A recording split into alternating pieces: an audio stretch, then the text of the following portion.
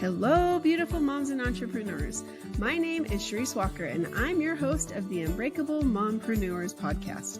This is a place where we come together to learn, grow, and inspire. So sit back, relax, and let's get started.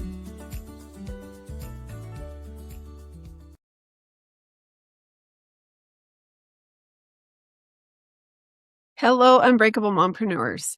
So today we are going to talk about how to build effective and strong teams and get them clicking. And we're going to talk about that as Daria Rudnick is the author of Clicking, and she's also been in C-suite positions and helps people internationally speaking as well, but also helping build teams. So my name is Charisse Walker, your host, and without further ado, Daria, would you like to introduce yourself to us? First of all, thanks, Charisse, for having me on the show. I love listening to your podcast, and now being here is an honor. My name is Daria Rudnick, and I'm a team architect and executive leadership coach with background as chief people officer, ex-Deloitte professional. And I did work with companies across all 6 continents, to be honest, helping build offices in new countries, leading mergers and acquisitions and cultural transformations. And from that experience, I've learned the great power of strong teams. Like if you have a strong team in the organization, any challenge, including, and whether it's COVID or financial crisis or military conflict, you can survive that when you have a strong team. And when you don't have that team, your business might not be in existence anytime soon. Amen to that. I know somebody close to me, she tells me as the world turns, that old soap opera that used to be on, that it's as this company turns because there's so much drama. Recently, the boss sends out something saying we're replacing this with a marketing company, right? And so there was 4 or 5 people involved. And so their jobs, they were worried about it. And then the next day is like, sorry, I just accidentally sent out, I used AI to write this post. I didn't proof it. So we're not changing that. Like it's constantly up and down. And it's like, how can you build a team and create a culture when you're threatening people's jobs all the time? And so tell us about that, because the leader really does set the tone, I believe, and the leadership team. And so what are some of the common things that you see lately that they're making fatal flaws that they could tweak to improve? I'm biased in some way because people I work with are those who want to change, those who want to be better leaders. And what they're bringing is, and when they're sharing, I want to be a good leader for my team. I want to support my team. I want to build my business. I want my business to grow. So these are all very positive intentions. I totally support that. But what they're doing, like together with that, is like you said, they're sending some contradictory messages or no messages at all. And it's like, okay, we go through the mergers and acquisition, like we do the merger process. Tell people something. I don't know what to tell. What could I tell? I don't have all the answers. What if I tell them it'll change? What if I tell them something else will happen? I'd rather be quiet. And I hear that a lot. I've worked with CEOs while being chief people officer. I work with CEOs while being an executive coach. And that's a common thing. The thing is, when you don't go out there, when you don't talk to people, they still talk to each other. And what they will imagine, what they'll think, what their brain will create is much worse than whatever you have to tell them. So going out there and saying, hey, I don't have all the answers yet. Here's what I know. Things will change. Just be clear. Don't make any promises, because that's another thing that leaders want to do. They want to be overly positive. Everything's going to be fine. We're going to keep all the people. We'll all have their job. Well, no. Things are changing. So be clear and transparent. Some people might have to go, but we will do everything to help them find a new job. We will do everything to find them replacement within our company. We will do everything to support this transition. So this clarity removes tension and anxiety from people, and it's the very important job of leaders. Be transparent in your communication. Yes, the more clear and honest you can be with your people, that builds trust. Would you agree? In business, the more transparent you are, the more aligned your team is. And what you need to do, you need alignment. You need all the people to do the same thing, to serve your client, to fulfill your mission. And you can only achieve that when you have this clarity, when you have this transparency and trust. Yeah, absolutely. So what are some of the things that you do when you go into a company? Well, I'll tell you like a story, not just theoretical. But like there was a company, it's a VC fund. There were two founders who were overloaded. They had so many requests from the team. Team was coming to them for every single question, like how do we do that? How do we do this? And they said, okay, go figure it out on your own. Do it yourself. They were kind of trying to let go, but the team couldn't do that. They had conflicts. They couldn't agree. What they did have is they all wanted to build strong company. They wanted to serve their clients. What they also had is they had different opinions what best serving their clients means. So they were going different roads. So when I joined the team and when I joined the company, they were about to lose their major client because there were multiple people reaching out to their client, asking the same questions all over again. And they would say, okay, I'm tired of that. I don't want to go into this project. I'm going to cut it off. What we did is we first got clarity on what is the goal? What is your shared purpose? What is it you're trying to achieve? So that everyone has the same wording of how they describe it. Because before that, they were different ideas, but not the same. Now they had one clear purpose. Okay, we're serving these people with this product and we're creating this kind of impact. The second thing is we started to build trust. And it's an ongoing process, obviously. You can't just come in and build trust. But people start talking to each other, getting to know each other personally, because again, it's a remote team. They didn't have a lot of communication offline. They didn't know each other on a personal side, on a personal level. So kind of building this foundation helped them build trust. The third one was the critical one. For this team, and for many teams, actually, it is very important. It's integrated work, how they work together as a team. What are their team norms? And here comes, that's my role, and that's what I'm responsible for. And they found that they had tasks that had two owners, and they also had tasks and processes that had no owners. And if somebody was picking them up and kind of thinking, okay, I'll do that because I'm engaged and I want my company to succeed, but it's not my job. So, I mean, you can imagine how they were doing this job, being frustrated and angry because they were thinking that product team was thinking it's marketing job, marketing was thinking it's sales job, and things like that, blaming each other. So being very clear about what you do, who's doing that what, how do you decide when something is a gray area and you don't know, how do you get together and decide who's doing that? That was the major change for the team. And the fourth one was how they make decisions, about collaborative decisions. What decisions can be made by the team and what decisions need to be made by the founders. And that was that was one of the biggest problems because team didn't know, okay, can I make this decision? Should I go to the founders to confirm? Should I not? And founders, sometimes they wanted them to make decisions. But again, at some point they would, okay, I wish I knew that before you made this decision. So they got together and agreed, okay, these are decisions that we need to confirm with the founders, and these are decisions that we can collaboratively agree on. And that's something that sales, like chief marketing officer or chief sales officer, they decide on their own, and they don't care what other thinks about it because that's their area of expertise. And finally, they agreed on how they get feedback from each other and how they learn together and how they keep the progress that they've achieved. So we basically went with them through 5 pillars of this Click framework, which my book Clicking is about. That is clear purpose, linking connections, integrated work, collaborative decisions, and knowledge sharing. Things that will make your team click. I love that. See, I'm all about acronyms, so that's great. And the fact that you used the word to get it clicking together, but now it actually stands for something is super easy to remember that way. So that's fantastic. Okay, so what made you decide to write the book? Well, I mean, I wanted to write a book for quite a long time. And the first reason was I just want to write a book. Yeah.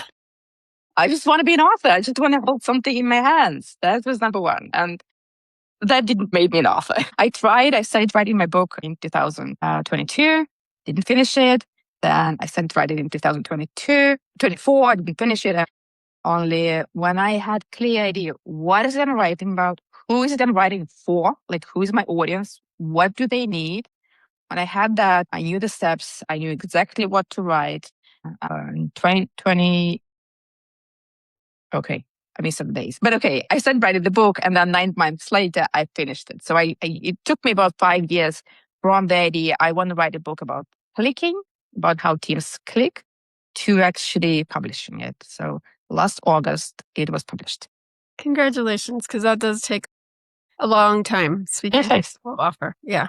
And then getting it out there. Because once you write it, you're like, oh, now I need to let people know about it. Mm-hmm.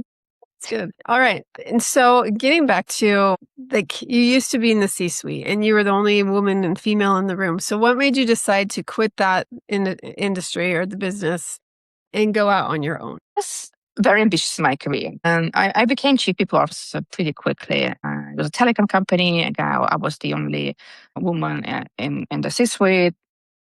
And I enjoyed that. But being chief people officer involves like lots of things. And it's not just things that I like doing. So I kind of fulfilled my ambition of going up to that level. And I worked as a chief people officer for companies for quite a while after that. But I wanted to focus on what I can do best and what I love doing best, which is helping leaders build strong teams. And the more I was into that space, the more experience I got, again, in mergers and acquisitions and transformational projects, the more clear it was to me that why helping leaders build strong teams is important. How it helps not only leaders, but the teams. And not only teams, but organizations. And like, to be honest, not only organizations, but their customers, because I was once working with a company and their main competitive advantage was how they built relationships with their customers. And they were acquired based on that competitive advantage. And the parent company wanted to adopt this culture. Well, unfortunately, that didn't happen. And unfortunately, I couldn't help them because the executive team was not a team. It was a group of people from 5 up to 30 people. And no one knew, like when we say executive team, no one knew like who's on that team. They knew that there was a kind of smaller circle, but more tight. And they knew there were like 15 some meetings for 15 people, and there were some meetings for 30 people. And how do they decide? How do like CEO decides who goes to what meeting? No one understood. So there was no clarity on like what is the team. There was no clarity on what is our purpose as a team. Again, because there are so many people and they have so many different agendas. There was no clarity on that.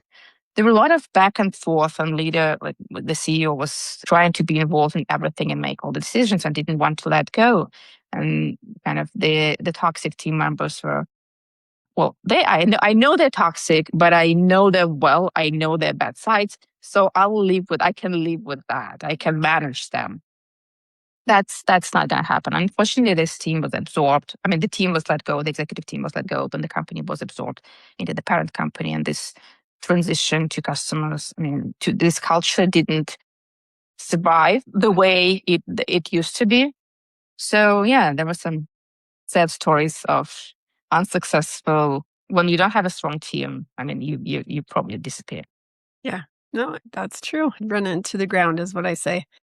Okay, so working in that culture and then helping people in 6 different continents, what are some of the things that you've learned and patterns that you've seen? The most interesting thing I've noticed while working with leaders across cultures, across continents, I was working with leaders in Japan, in Australia, in India, in Zimbabwe, in Peru, in Nicaragua, is that when we talk about teamwork and team culture, what we should focus on is on those people and not putting labels, like cultural labels to teams. Like I have a team, like part of the team in US, part of the team in India.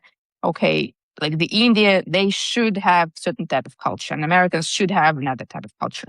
No, they don't. Because in the US team, you might have people who came from India. On the Indian team, you might have people who've been learning, like getting high education in Cambridge. And there's the whole mix. So before like labeling people with their culture that you think they have, you can like absolutely learn them as personalities. Because like how many people you have on your team? 6, 8, 12. I mean, it's not hundreds of people you need to know about. Just get to know those people without putting any labels, and then you'll be able to build relationship based on them, their experience, their preferences, their personalities, rather than the cultural label that you could You could put them there. That's a good point. Because we are more of an international, a world now that we're so connected because you're in Israel, I'm here in Utah, and we're talking, right? And so to think that you're right, just because of the way you look, the way you talk, the way you act, you're a certain way, that's a good point. We have to say, no, that's not true anymore. So that's good. All right. Most surprising thing that the most surprising experience that you've had doing this now. Well, that's again, I don't know, maybe it's not that surprising, but the question that I hear a lot from leaders is, and I hear that more and more, like within the few years, it's that we want more meaning. We want to do more meaningful work. And I probably didn't hear that much 10, 15 years ago as I hear it now.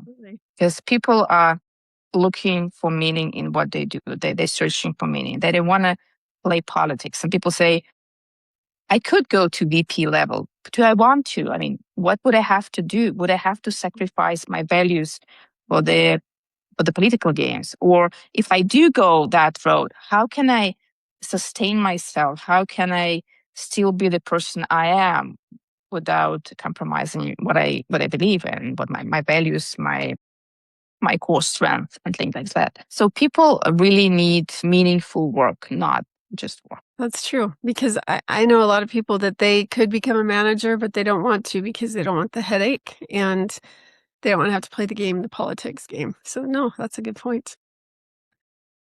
I was going to ask you a question and I totally lost it. Let me just see, because I have a list of things, because it's something I meant to ask. And I'm like, I know that every listener is going to, and now I don't remember it. So it's okay. Are you a mom?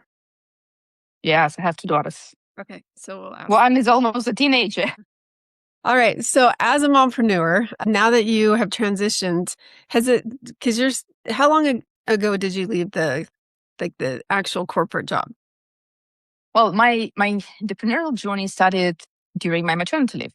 Okay. Because that was the first time when I started my business. I was running a tech company.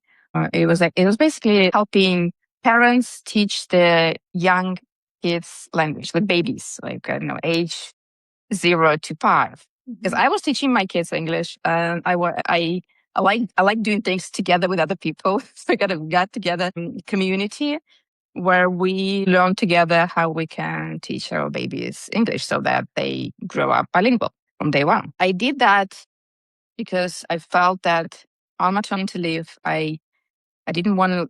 I wanted to do something. I wanted to create something. Being just a mom was not enough for me. It is an exhausting, tiring, very important job, but it's not like it cannot be only that. It can't be only that for me. So that's why I started this business. I ran it for about 3 years, but then again, I came back to corporate and again was a chief people officer for some companies for some time. And about 4 years ago, I quit my corporate job. Probably for good. I don't know. But since then, I run my business as a leadership coach, HR consultant, and team coach. Okay. So your daughters have seen you working that 9 to 5 job, and then they've seen you also be the entrepreneur.